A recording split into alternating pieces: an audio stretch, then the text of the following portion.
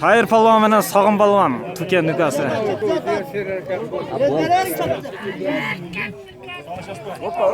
Koldu jetkes koldu. Trep kal birden kal.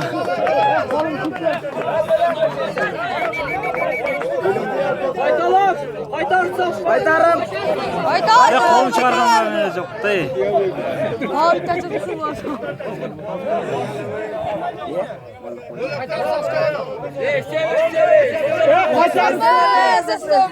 Kolu çıkmadan. Судья.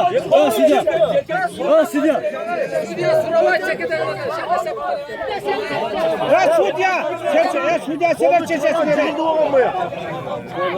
Yürüyün. Bas.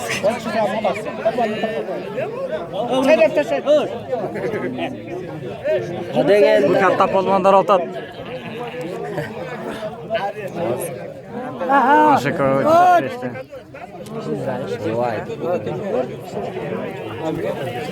Mende ayıp yok. Nereye kavarımızlar? Narda azapalvan balası. Tatay palvan balası.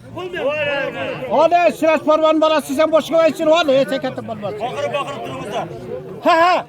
Bana sızıktan çıksın. Ay billah. Şaşmayın ya şaka.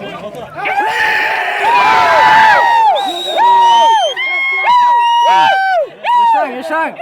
Esem. Ya suca var ortada. Bana. Eşek bana. Eşek bana. Para bana eşek bana. Bana eşek be. Hatta palvan.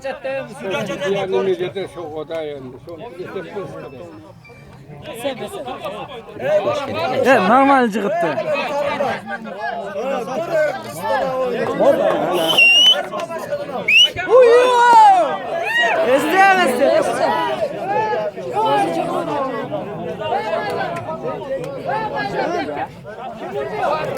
Tayır falan uyat kulağıma piyo kaçtı.